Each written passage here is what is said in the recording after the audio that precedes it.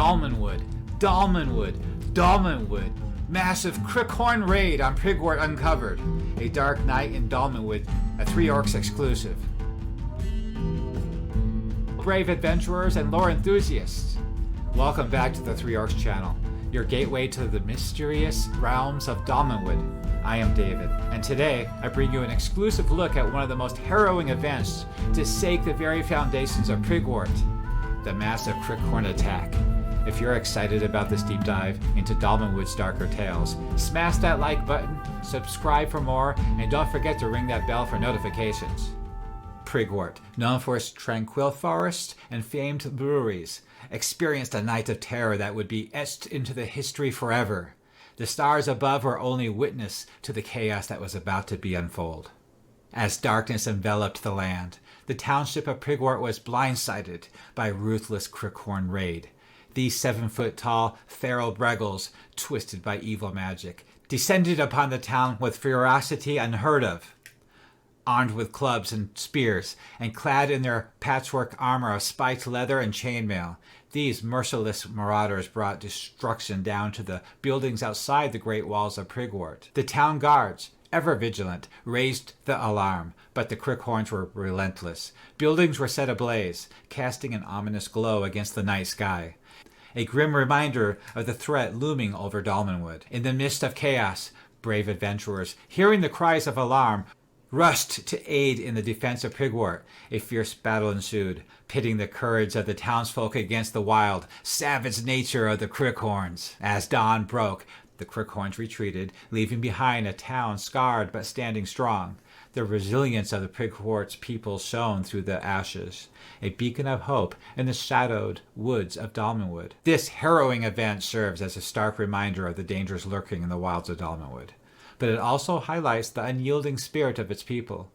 If you want to dive deeper into the lore of Dolmenwood, check out our detailed articles and artwork on our website and Patreon. Links are in the description below. As many of you have read in the Dolmenwood Guide campaign book, that rumors of the Naglord and the Crookhorns are raiding into the Dolmenwood area, the Tangled Woods, around Prigwort, and into the Yellow Wood. And as one of the rumors is the Crookhorns might be raiding into the area and they might encounter the players. I did write up a random encounter article for my players to run into the Crookhorns, in which they had a lot of fun encountering them and fighting them off. But this time, the stakes are escalated. I went ahead and had the Crookhorns finally organize themselves enough to attack Prigwort. And I wrote an article outlining the actual event, and then I added it into my campaign with role-playing before and after. Now, the first article I have is just the article I wrote describing the event, and then I have my session report to go along with it of what happened during the session. The reason I feel that the Crookhorns should attack Prigwort is because everything's been leading up to that. I think that at the beginning of the campaign, they're still kind of vague. You know, the people, the folk of Prigwort find the Naglord and the Crookhorns more of a rumor, a vague fairy tale that they don't truly believe that could happen, that they don't really exist, especially some of the authorities. But Lady Harrowing, of course, she does take that seriously, and she does know the truth. And the truth is the Naglord is organizing an army of Crookhorns, and he's sending them raiding into her domain, her barony, causing a lot of disruption of trade and other problems out there. I think at this point in the campaign, they got organized enough to attack Prigwort. The reason I think they should do this, which is a smart move on the Naglord's part, is that if they can attack Prigwort, it'll demoralize the citizens there. It'll show the strength of the Crookhorns and the Naglord, and also it'll slow down the construction of that castle that's being built by Hilda Harrowing, the commander of St. Faxus. The supplies for that fort is being stored outside the walls to the west gate, outside the west gate, and that's what the main target of the attack. I think the Crookhorns are smart to be able to raid the town and also burn down those supplies, which will cause a delay in construction of the fort by at least 2 or 3 months. My campaign's in spring, so it'll probably take a good part of the summer to get those supplies back. At least it will slow down the construction of the fort, and it'll raise the confidence of the Naglord's armies to continue with their plans in the future.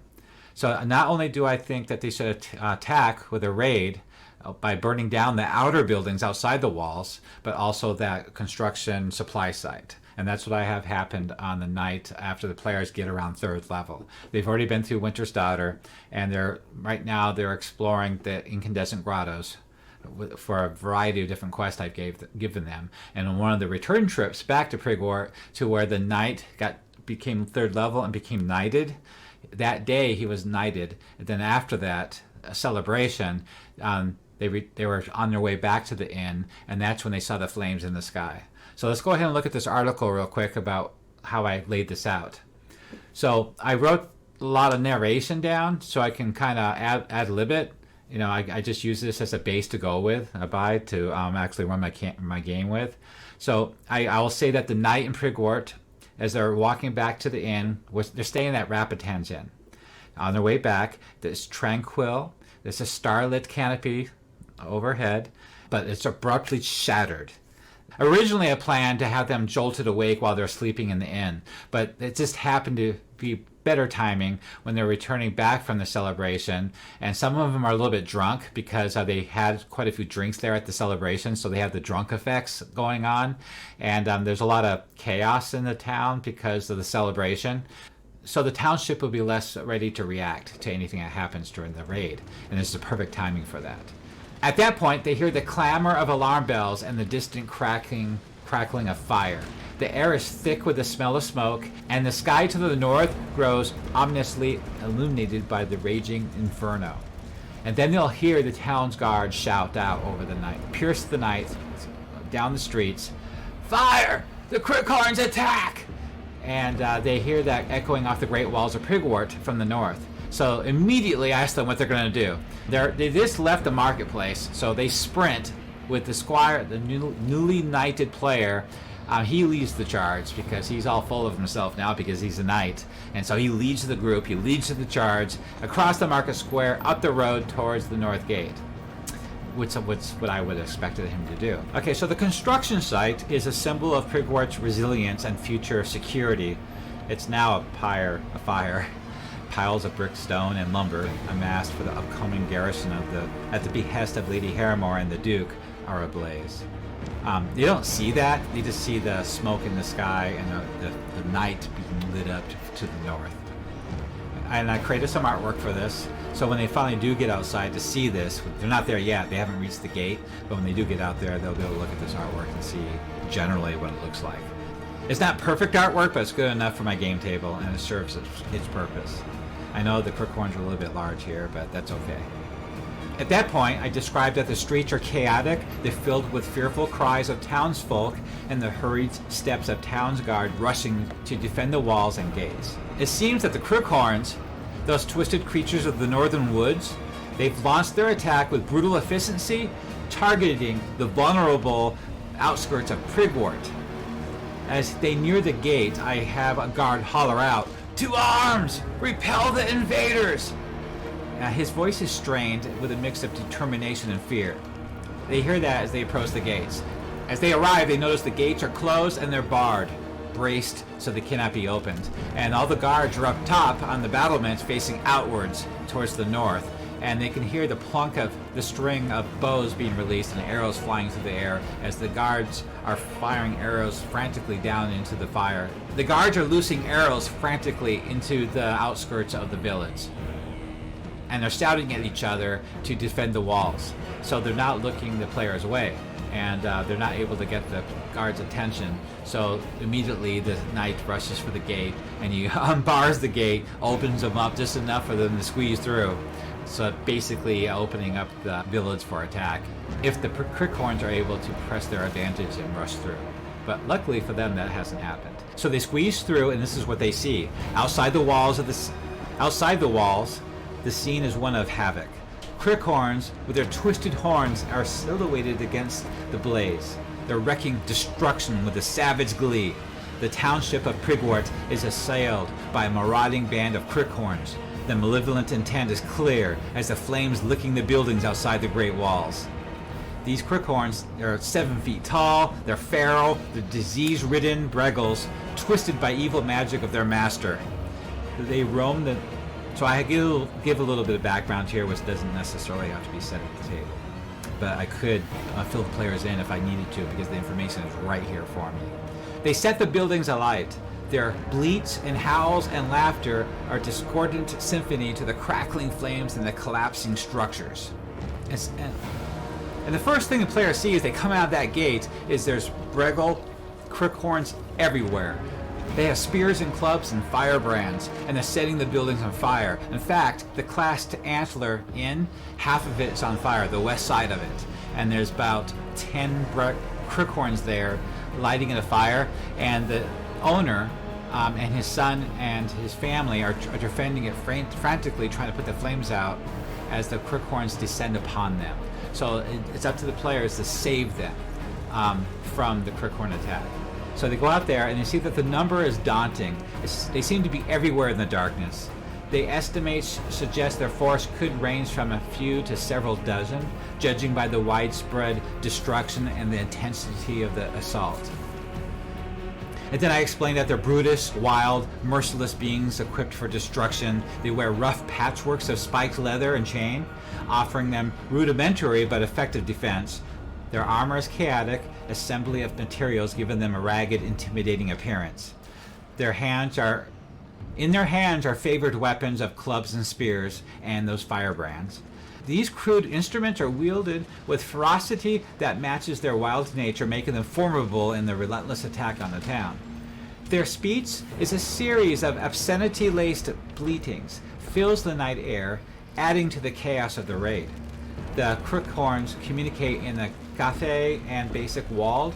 Their voices are grating and discordant amidst the clamor of the battle and the crackling of the fire. With that description, the players now decide what they want to do based on what I have this article written out for. And I finished it off that they probably join the fight. The class is fierce, steel meets horn, and the air is filled with the sounds of battle, the clang of swords, the thud of bodies, and the guttural cries of the Crookhorns. And the players fight valiantly, and the town guards shout alert as the fire engulfs the stockpile to the west and also the rest of the buildings, amidst the cries for action, with the guards still firing, loosing arrows from the battlements on top of those walls into the battle, helping the players out.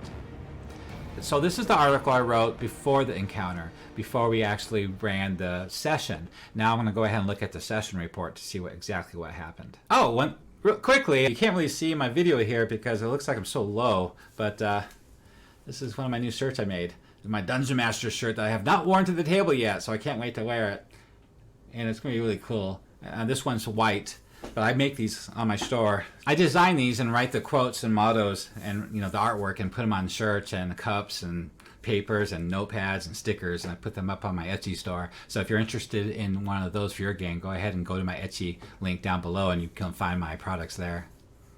What we have here is the session report that I published for my players to read between sessions. In session 8, we started event 1 at Rapitan's Inn. And I had to scroll all the way down past everything that happened that session till we finally get to the raid itself, which is event 12. So I wrote, the tranquility of Prigwort's night is shattered as the Crookhorns, led by a malevolent force of Antoi, a ferocious assault. Buildings west of the classed Antler Inn are ablaze, casting an eerie glow against the night sky. Knight Sutton, the one that just got knighted that session, he recognized the urgency and he rushes towards the groaning gate where panicked guards are desperately trying to repel the invaders. The sight of the construction site intended for Prigwort's future defense only fueled his resolve. These session reports are more basically a synopsis of what happened, so that way it kind of help remind the players as we play the campaign what happened when. It's not an exact breakdown of dialogue and what happened from melee round to melee round. That session report would be way too long to read. So event 13, they enter the fray. Knight Sutton, with a mix of bravery and recklessness, pries open the gates for his companions as they slip through into the outer village. They are greeted by chaos. Crookhorns ravage the area, their towering figures illuminated by the flames they relish. The marauders, grotesque and twisted, are armed with clubs and spears, and their brutish force is evident in the destruction that they wreak. Now we go to event 14. They rally the defense. Knight Sutton seizes his command, calls his companions into action. For Prigwort, for Dolmenwood. He cries, leading us charged towards the besieged classed antler inn. There, Blino Jungle, the proprietor, and his nephew Ashtosh, the vigilante leader, along with 2 servants, are desperately fighting the inferno. The sudden charge of Crookhorns only intensifies the battle. At that point, they're about to charge the defenders there, and the knight sees that, and that's where they're going to try to charge and head them off. So, event 15, the Battle of the Classed Antler. So a fierce fight ensues, and Knight Sutton, with his allies, bravely confront the Crookhorns. The clash is violent and chaotic, but the adventurer's skill and determination shine through. After several intense minutes, they manage to fend off the attackers, saving Blino and his family while slaying the raiding Crookhorns.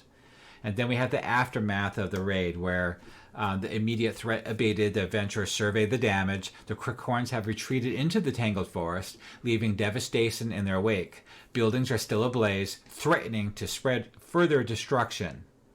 The group springs into action, grabbing buckets to douse the flames, threatening the classed antler inn. Nootsack severs a Crookhorn's head as a grim trophy, while Smald, the mossling, breaks off a horn, attaching it to his armor as a symbol of victory. Acolyte Ingold invokes the power of the one true god, kneels beside the injured Blino Jungle. His prayers are answered as divine energy flows through him, healing and restoring the innkeeper. Blino, overcome with gratitude, declares Ingold a friend and swears a life favor to him. That'll be very useful later because of the rumors and Ashtosh's bounders. As the night progresses, the group work tirelessly battling the flames and ensuring the safety of Prigwort citizens. Their actions this night have not only saved the lives but also solidified their place as heroes in the eyes of the townspeople. As dawn breaks, the scars of battle are evident, but so is the resilience of Prigwort and the defenders. The adventurers continue with the new challenges and quests on the horizon. But for now, they have earned a moment of respite and the admiration that they have sworn to protect.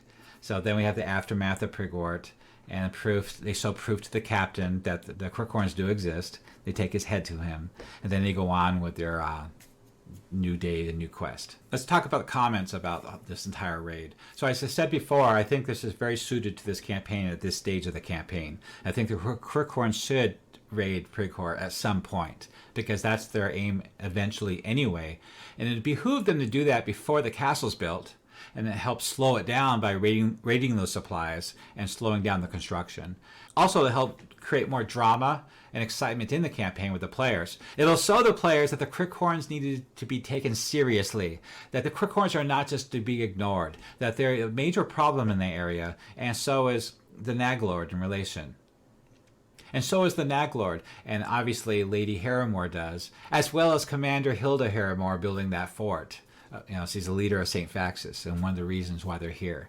So this will kind of tie things together in the campaign for the players about that topic, about that lore of Dolmenwood, what's happening when it comes to politics and what everybody's concerned about.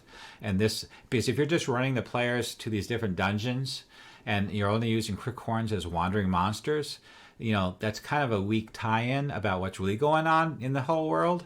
Just a wandering monster, and you come across some Crookhorns and you slay them. The only impression that will leave with the players is they're just an annoyance, that there's just a band of wandering marauders just causing trouble, that they're nothing really to be taken seriously. And the whole tie-in with the Naglord is a little bit weak, that they don't feel like he's much of a threat, really, that the main focus of the campaign is what's going on in those dungeons. So with the Crookhorns raiding Prigwort itself, causing this much damage, hitting close to home, that raises the stakes of the campaign. That take the players at that point will take things much more seriously when it comes to that kind of thing, that topic, that lore. As I said many times before in the videos I've made previously, that I think the best way to give lore to the players in this kind of campaign is through encounters, either with monsters or role-playing with NPCs out in the world or in town. I always try to throw some lore in there with the dialogue, the discussions, their comments. That way they can draw the players into the world and bring it to life and make it more interesting. And then one of these kind of encounters does that. It helps actually add a lot of lore that's in these books that the players will probably never find unless the dungeon master somehow gives it to them without just handing them the book and telling them to read it. So I think not only can you listen to rumors in town from NPCs or asking specific questions to certain NPCs in town to find out some information, like about the witches or the druid, but when an event like this happens, it gives the DM an opportunity to convey some of that lore to the players in a more direct way, to where it hits home, where they can feel it. And that brings the campaign more to life, and it raises the stakes, and it makes the players more engaged. That's why I like adding stuff like this. On the subject of the guards at the gates, on the walls, firing arrows at the Crookhorns, their primary responsibility is the protection of Prigwort, the town, the people in it. And so as long as they keep those gates closed and they defend the walls, that's their primary concern. And the Crookhorns struck so quickly, so fast, they raided and lit those buildings on fire so quickly that all the guards could do at this moment is respond in kind with just firing arrows and raising the alarm. It happened so quickly that the players are the first ones to react, to be able to do something about it. Eventually, the rest of the town would have taken more action with the higher level characters like Mosselmeyer or some other NPCs that's in town. They would have stormed out there to fight the Crookhorns, I'm sure. But because this raid happened so quickly and the parties reacted so promptly, that's how it got resolved. Because after the players killed those 10 Crookhorns and the damage was already done, that the Crookhorns were probably under orders anyway to just run off into the forest and disappear, fall back. They've done what they've done. They've accomplished their means. They've accomplished their objective, and they're going back with a success under their belt. Tactics of the battle. Well, you got to realize there's probably 30 or 40 of them raiding, and it would be death to the players if they attacked them all at once, and it'd be very unrealistic because this is a wide area. It's the whole northern part of the town, all those buildings out there, and the supply dump to the west. So they're scattered. The raiders are everywhere, and it's a hit and run raiding tactic where they're scattered in several clumps of groups. And their objective is to light everything on fire and burn it to the ground, and then run off, fade back into the forest. So as one group, like an army, that would be very inefficient. It'd take too long. So they're all spread out into several raiding parties. And so that's why I had one of those sub-raiding parties engage the players around the Antler Inn. They're trying to defend it. And those particular Crookhorns saw that the players were interfering, and so they engaged them overconfidently, thinking that they're just going to kill the players. But the players were able to fight them off, no problem. And it was a pitched battle. It was tough. It lasted about 6 or 7 or 8 melee rounds. One of the players went down. Those Crookhorns hit hard. A few of the players got a disease from the Crookhorns, which is pretty funny. I think one of them got rabies, where he was foaming at the mouth. And one of the players went down unconscious from a headbutt charge. But they were able to slay the rest, and 2 of the Crookhorns ran off into the forest. It's just a full run retreat, escaping the battle with their lives, bleeding the whole way. And the whole entire time I'm role-playing this, I'm bleeding with them, going, meh, meh, just shouting and making these crazy, strange bleeding sounds and cries of anguish as they're fighting these players. I wish I had a soundtrack for that kind of voice, but I don't, so I have to do it that way. I make those crazy sounds myself at the table to entertain the players, and they had a lot of fun just killing those Crookhorns. And you can always tell when the players have a good time. They really enjoyed killing the encounter, the monsters that you beset before them. And when they chop off their heads or collect their horns as trophies, that's a good sign that the players had a good time and they really hated those things and they really wanted to kill them, which is great. Because that right there means they were engaged, and that's my goal. Pace and timing in the game to make it fun, and they become engaged. And they react so dramatically that they want to cut off their heads and cut off body parts to keep as trophies. That means I've done my job. Did you enjoy video? Consider tossing support on my Patreon. It best way to support orcs. If you would like to see more content, subscribe and post comments below. It better not be bad. Thank you for joining us on this journey through one of Dolmenwood's darkest nights. For more tales and adventures, stay tuned to 3 Orcs. Until next time, keep your swords sharp and your witch sharper. Join our Patreon for exclusive behind-the-scenes content and more. safe travels, and may your stories be ever be grand.